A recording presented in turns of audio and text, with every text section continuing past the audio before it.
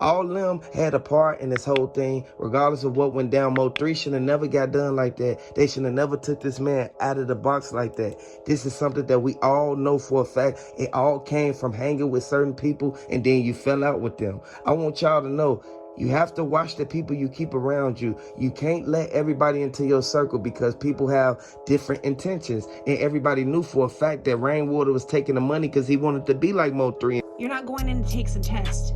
They signed up for the street life, and you know what you get with that. They know the life they're living.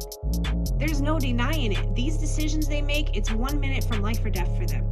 And unfortunately, Mo3 was taken out way too soon. Mo3 got caught up in between a rock and a hard place because everybody knew that he trusted Boosie, he trusted Yella, Beezy and them before they fell out. He trusted Trapboy Freddy closer than he trusted Yella, Beezy because he used to actually hang with Trapboy Freddy every day, him and Bubba.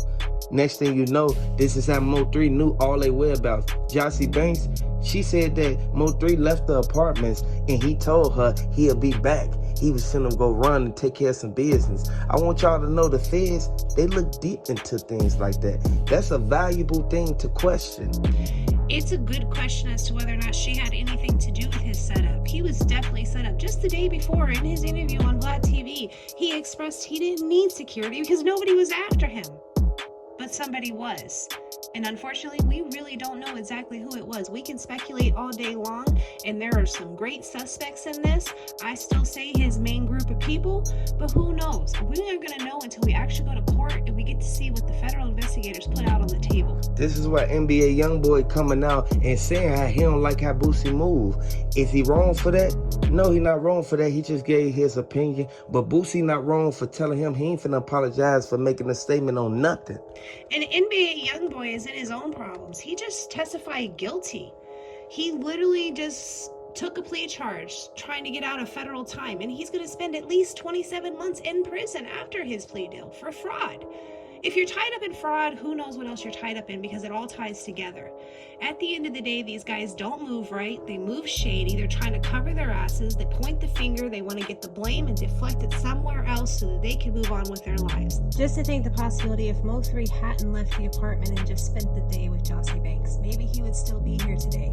But on that same flip, she could have been part of the setup and the very reason why he's not here today. He gave them the precise and exact location that they followed Mo3 from. This is a sad situation. We need to really look at what's really going on and understand. Yella Beezy, he's laying low key because he don't want these people all up in his business trying to get him to basically confess to something that he didn't do. Regardless of what happened or if he gave the money to Mo3, the body cam footage showed that the guys followed him all the way from Jossie Banks' house. Jossie Banks, she was the main one and the last one that Mo3 even was in contact with. The footage showed everybody who was right there on that highway when Trapboy Freddy rode past. The witness pointed over to the car that Trapboy Freddy was in. The dude was in the passenger seat, and everybody knew for a fact as soon as Trapboy Freddy raised that window down halfway, they said that they go the other dude that was shooting out the window.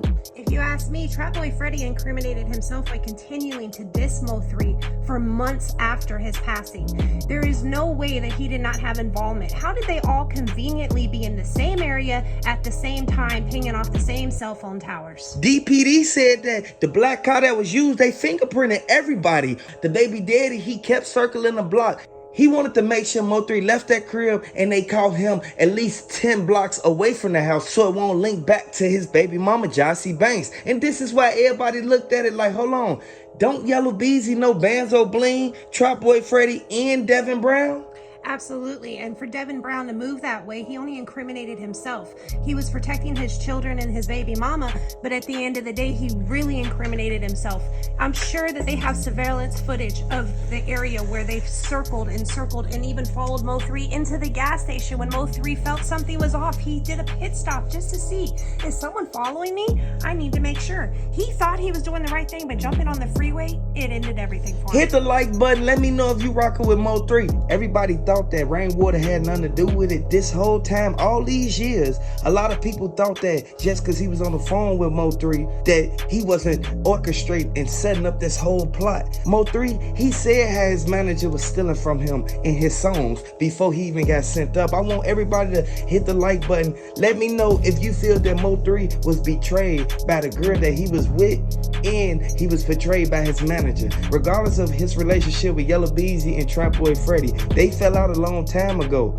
Is the feds gonna jump in this and grab Yella Beezy and Trapboy Freddy for hire because they plotted this whole situation out? And what started as a routine day at Jossie Banks' apartment turned into a daily setup, leaving the Dallas rap star and unknowingly walking into a trap.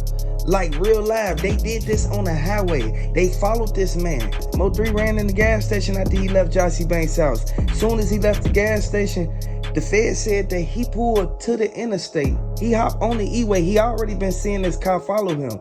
Regardless of what went down on the highway, Mo3 saw them at the rearview mirror and he saw the black car. Mo3 knew something didn't feel right. Mo3, he's one of the main people who sat there and rode through every neighborhood in Dallas just so he can make a name for himself. And Mo3, he was the best rapper. I want y'all to drop the Mo3 is the best rappers down in the comment section. Let me know if you feel that he was shutting down the whole Dallas and Yella Beezy and them was mad at him. You gotta really be cautious of the people you hang around, because Mo3 was on the phone with Rainwater this whole time, and Rainwater act like he ain't know what was going on. Boosie was supposed to come out there right before Boosie got hit in the leg. Boosie went out there after Mo3 got sent up. Next thing you know, you see Boosie instantly at Big T's. Y'all know what go down at Big T's. Y'all know Yella Beezy and them run that whole area over there. This is why Boosie in tour with Yella Beezy right now. I honestly think at this point in time that Keywan White and Devin Brown are kind of taking the fall because they're already going down for federal charges, so why not act? Like, that's where I feel like it's going. I don't think that they're the ones that actually took Mo3 out. I think that they just became twisted and became the, you know, the deterrence, the, hey, redirect from me to them. They said it was a Mo3 who was right there in that gold car, right there on the highway. They said the dude that hopped out the car was Benzo Bling, but they said Trapboy Freddy and them was right there on the side of Mo3 car. Mo3 saw them pass right there by them. There's just too much coincidence. At the end of the day, like they say, you keep your friends close but your enemies closer, because you never know who you can and cannot actually trust. Ooh, Yella Beezy in trouble. He just instantly told them everything they needed to know about what happened with Boosie and Mo3. Everybody thought that Mo3 and Boosie was on good terms the whole time. Mo3 said that Rainwater was taking his money. Boosie wasn't paying him enough money. He wanted to leave. For Yella Beezy to even pay dude $5,000 to go out there and tell on Boosie like that, it's over with now. I want everybody to drop them RIP Mo3s. Throw them gorillas down in the comment section. Mo3 was the best rapper. We all thought that Boosie and them were gonna never bring up the getaway car. Boosie and them, they knew exactly who was in that getaway car. And I want y'all to know Rainwater, he told it all. At the end of the day, this is a web of deception and lies that is so intertwined. It needs to be sorted out. Whether Rainwater had something to do with Mo3's passing, Yella Beezy had something to do with it, Trapboy Freddy, or even Boozy. They are all intertwined with each other, trying to take each other out. You've got one person attacking Rainwater. You got one person attacking Mo3. You've got Yella Beezy coming after Boozy. It's a mess. They're all trying to deflect and say, oh, baby daddy did it.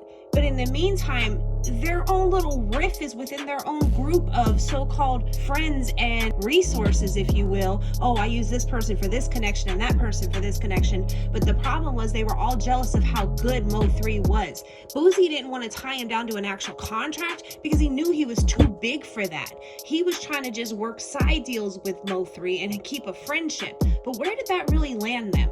Mo3 got sent up the next day after he talked to Boosie. I want everybody to really pay close attention because the initial police report stated that Mo3 went on that highway after he left the gas station. The footage from the gas station shows the cars following him. Trapboy Freddy and them, they was on the side of Mo3. Next thing you know, Mo3, he looked to the right. He see Trapboy Freddy and them raise up the tinted windows. Ain't no telling if you got something in that car. If you got tinted windows, nobody could see who in that car. Everybody knew for a fact that by Mo3 seeing a glimpse of Trapboy Freddy head in the hat, the witness the head got hit up to, this is the person that said Benzo Bling was hanging out the window shooting, and next thing you know, he hopped out the car. Once he hopped out the car, he ran Mo3 down, and now Mo3 ain't hit today. I want y'all to drop them RIP Mo3s down in the comment section. Boosie got a whole rap sheet of things that he did. Why he ain't locked up? for hire. A lot of people thought that this was going to be something that overpassed. No, the evidence always comes out at the beginning or the end. I want y'all to really pay close attention because this case been going on too long. Everybody thought that Mo3 and Yella Beezy and them beef, regardless of what happened with that white truck on that highway. Everybody thought it was all going to get swept under the rug. But now Boosie in a jam. When you look at all the interviews and the people asking, hey, what happened with Mo3? It seems like the only one that has a vocal response that seems anything is Rainwater. It's like he's the spokesman for the group. When you ask Boozy, he just talks about how great Mo3 was. When you ask Yellow Beezy, he really don't want to talk about it. You could see it in his body language.